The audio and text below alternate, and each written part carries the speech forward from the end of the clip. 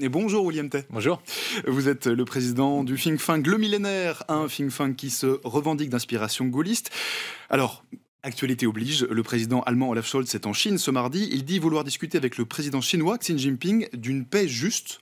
C'est son expression, une paix juste pour les Ukrainiens. Est-ce qu'il est vraiment l'heure pour vous de parler, de trouver un accord de paix en Ukraine ? Il y a une difficulté sur la guerre en Ukraine, c'est qu'on n'a jamais défini quels étaient les objectifs de guerre. Ça veut dire que les objectifs de guerre différents selon que vous êtes à Washington, à Bruxelles ou à Kiev. Si vous reprenez les objectifs de guerre de Zelensky, il va revenir aux frontières de 91, c'est-à-dire virer les Russes des zones qui sont actuellement occupées et également de la Crimée.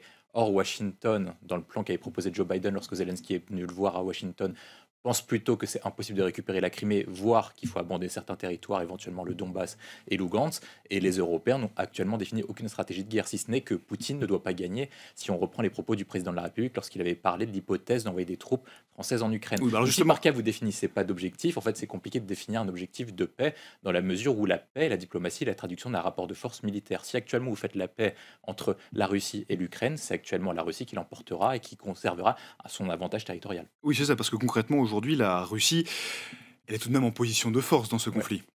En même temps, Vladimir Poutine a annexé certains territoires. Il ne les contrôle pas parfaitement de ce qu'on peut en voir en tant qu'observateur extérieur. Non, effectivement, il ne les contrôle pas tous, mais il contrôle quand même quasiment 20% du territoire ukrainien, ce qui correspond à la superficie d'un grand pays européen. Et la difficulté, c'est que le rapport de force militaire, non seulement est l'avantage de la Russie, mais la dynamique est en faveur de la Russie. C'est-à-dire qu'actuellement, les États-Unis sont bloqués dans le plan d'aide militaire, dans la mesure où le Congrès, contrôlé en partie par les républicains, bloque une partie de l'aide. Les Européens n'ont pas les moyens de donner davantage de munitions à l'Ukraine pour soutenir l'effort de guerre. Donc, c'est-à-dire que les éléments de dynamique ne sont pas favorables à l'Ukraine, qui pourraient laisser entendre, selon certaines prévisions militaires et certains spécialistes internationaux, que en fait, si la Russie attend d'ici la fin de l'année, eh ben, elle pourrait beaucoup, éventuellement plus loin son avantage, éventuellement aller jusqu'à Odessa, voire rejoindre la Roumanie, et éventuellement prendre tout l'est du fleuve, éventuellement aller jusqu'à Kiev. C'est une hypothèse qui est certes pessimiste, mais qui n'est pas irréalisable si on prend un horizon de 1-2 ans.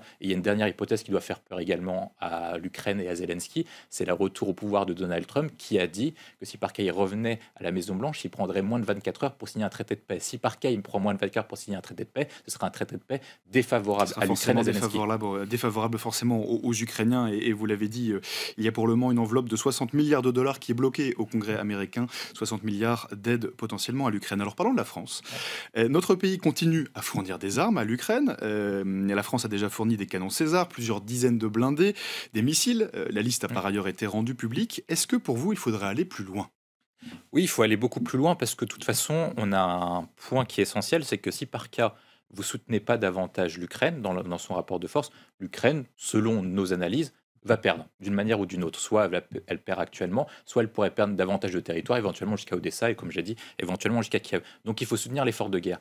Est-ce qu'il est possible que les États-Unis maintiennent et accentuent leur effort de guerre juste pour maintenir l'équilibre des forces actuelles qui est déjà défavorable à l'Ukraine? C'est-à-dire que si par cas vous voulez inverser le rapport de force, il faut augmenter le soutien de l'effort de guerre. Ça peut passer soit par les États-Unis, soit par l'Union européenne. Les États-Unis seront bloqués à minima jusqu'à la fin de l'année, voire peut-être vont complètement abandonner l'Ukraine si par cas Donald Trump revient au pouvoir.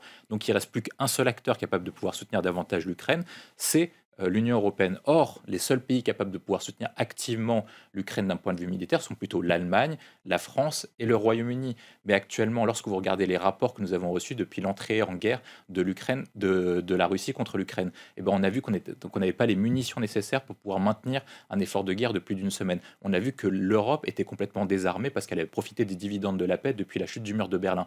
Or, pour ça, c'est notre théorie, il faut passer en économie de guerre pour pouvoir faire en sorte de défendre l'Ukraine, alimenter leur effort de guerre pour qu'ils, non pas qu'ils puissent battre la Russie ou aller jusqu'à Moscou, comme certains peuvent le dire, mais au moins puissent défendre leur territoire et pour pouvoir expulser les Russes de leur propre territoire. Alors justement, en parlant d'économie de guerre, je vous propose d'écouter, d'écouter les mots d'Emmanuel Macron. C'était en juin 2022, c'était la première fois que lui parlait d'économie de guerre. Écoutez. Cette confiance, elle s'inscrit dans un contexte inédit. Et je pense que nous devons tous, à cette occasion et dans les temps qui viennent, en tirer les conséquences. Celle aussi d'une entrée dans une économie de guerre, dans laquelle, je le crois, nous allons durablement devoir nous organiser. C'est-à-dire aussi une économie dans laquelle il faudra aller plus vite, réfléchir différemment sur les rythmes, les montées en charge, les marges, pour pouvoir reconstituer plus rapidement ce qui est indispensable pour nos forces armées, pour nos alliés ou pour celles et ceux que nous voulons aider. Une économie, au fond, dans laquelle on ne peut plus vivre au rythme et avec la grammaire d'il y a même un an. C'était Emmanuel Macron en juin 2022. William Tay, ça c'était pour l'objectif. Ouais. Concrètement, depuis, on a vu que c'était quand même compliqué pour la France d'accélérer.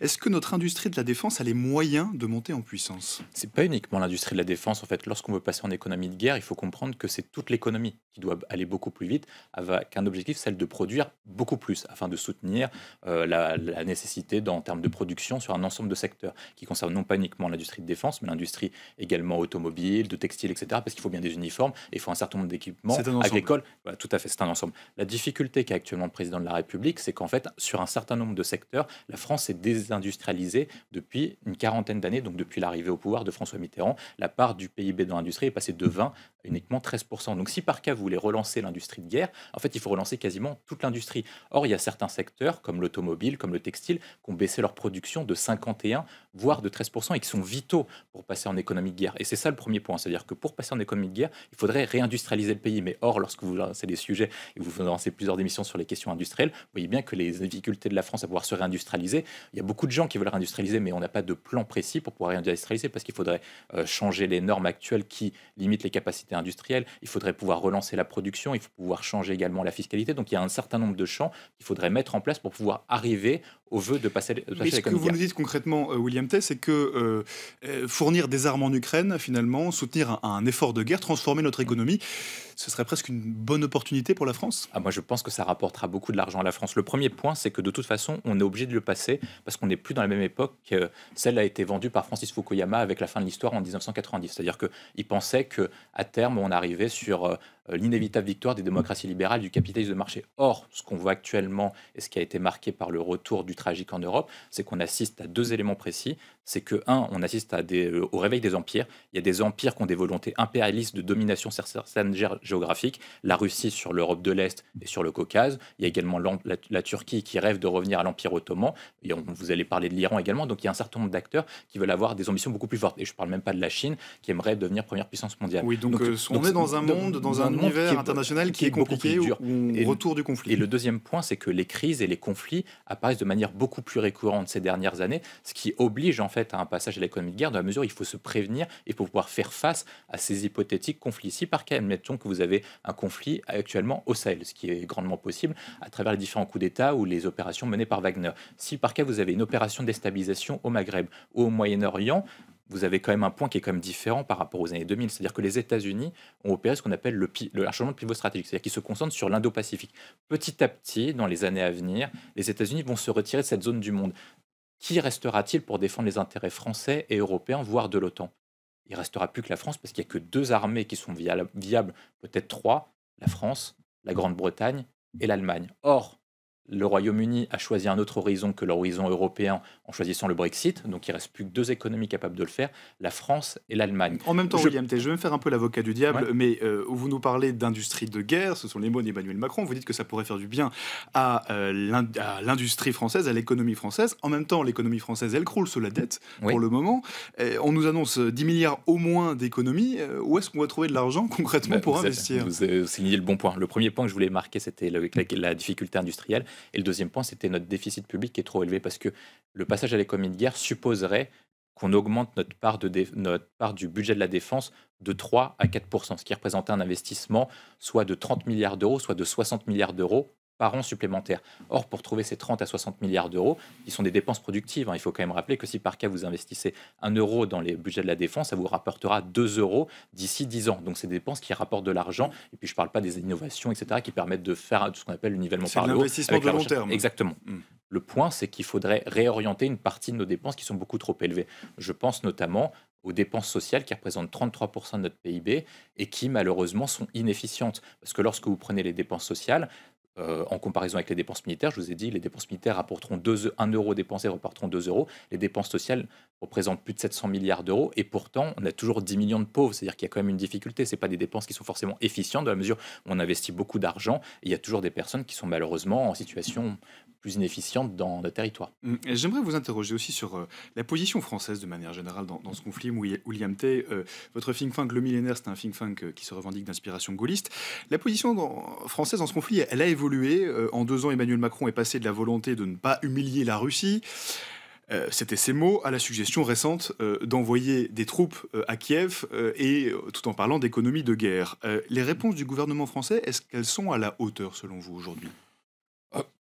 Je dirais qu'Emmanuel Macron a changé parce qu'il y a deux lignes qu'on pourrait voir. Il y aurait une ligne qui est plutôt, au début du conflit, plutôt atlantiste, ça veut dire suivre la ligne plutôt américaine, comme ce qu'ont fait les pays d'Europe de l'Est, la Pologne, etc., en disant que de toute façon, il n'y a que les États-Unis capables de nous défendre, d'où l'explication sur si les États-Unis nous défendent, c'est-à-dire que nous, on n'est pas en capacité de nous défendre, donc d'où la justification du passage à l'économie de guerre, et la ligne traditionnelle de la France qui est d'un point d'équilibre et de pouvoir dialoguer avec tout le monde. Or, lorsque vous faites ça, vous choisissez pas de camp. Alors il y a un camp qui est très simple à choisir. Soit vous choisissez le camp de l'Ukraine, soit vous choisissez le camp de la Russie sans qu'il y ait possibilité de réconciliation possible. La difficulté qu'a Emmanuel Macron, c'est un peu ce que disait Bismarck, c'est qu'en fait il veut pratiquer la diplomatie sans qu'il ait d'armes.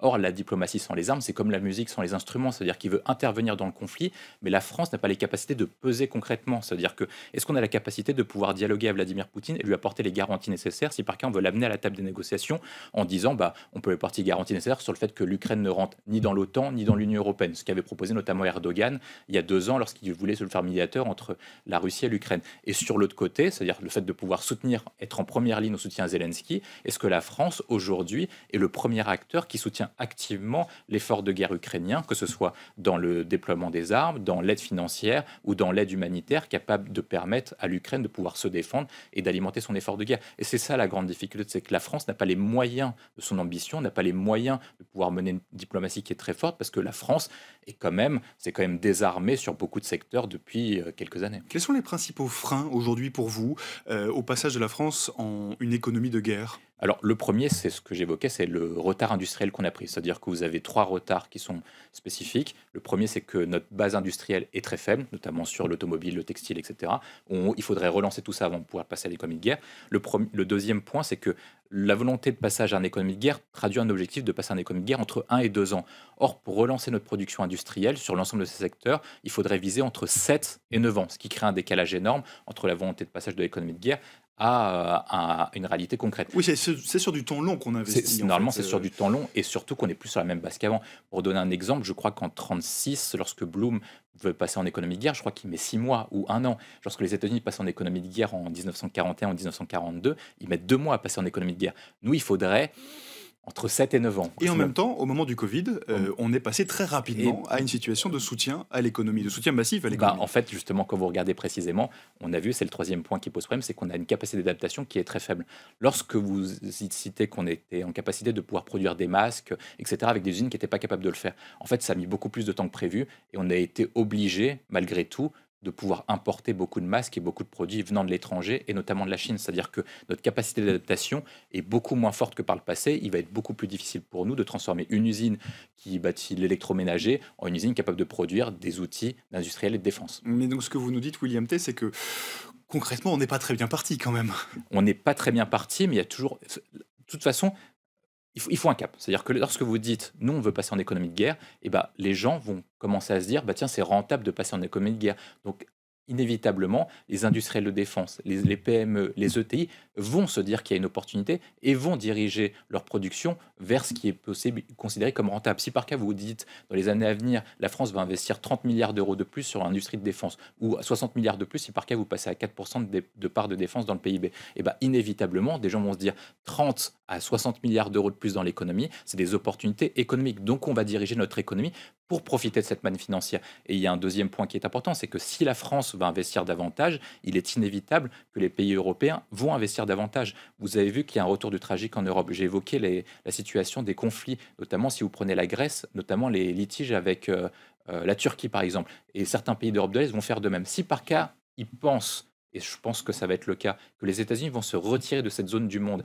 et ben inévitablement, ils vont augmenter leur budget de défense, comme c'était le cas depuis 2022. L'Allemagne va faire de même. Mais où est-ce qu'ils vont acheter? Est-ce que vous préférez qu'ils achètent américains ou qu'ils achètent français, voire éventuellement européens? C'est quand même mieux en termes de souveraineté.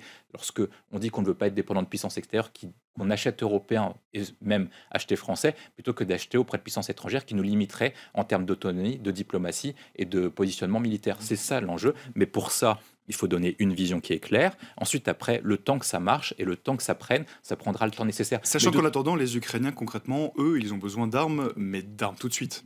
Effectivement, ils ont besoin d'armes tout de suite. Mais si par cas, on attend et on voit les problèmes, effectivement, il y a des problèmes. Mais si par cas, on attend le plus de temps possible, ça montrera beaucoup de temps pour alimenter notre chaîne de production. Le point essentiel, c'est de décliner une vision, de se dire qu'est-ce qu'on veut en termes de positionnement industriel et de défense, se dire actuellement nous sommes deuxième exportateur d'armes, est-ce qu'on veut continuer comme ça ou est-ce qu'on veut produire beaucoup plus largement ou des outils qui sont spécifiques, donc soit quantité versus qualité. Le deuxième point, c'est de se dire est-ce qu'on est capable de vouloir passer en économie de guerre afin d'accomplir une volonté qui est en cohérence avec notre politique de diplomatie et de défense. Vous parlez tout à l'heure de la politique menée par Emmanuel Macron, je disais qu'il y avait une adéquation entre les outils et la diplomatie qu'il veut afficher en termes d'affichage et les outils à notre disposition. Si par cas on veut relier les deux, dans ce cas-là, il faut lancer l'économie de guerre. Le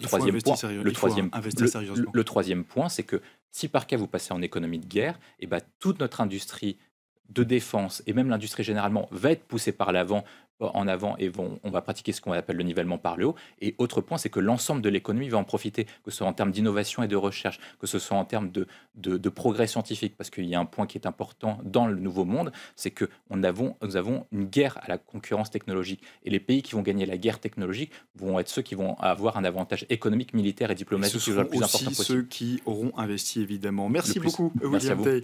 Je rappelle que vous êtes le président du think tank Le Millénaire. Merci encore de nous avoir partagé ce soir votre point de vue. Nous parlons à présent d'une force de police quelque peu à part. Depuis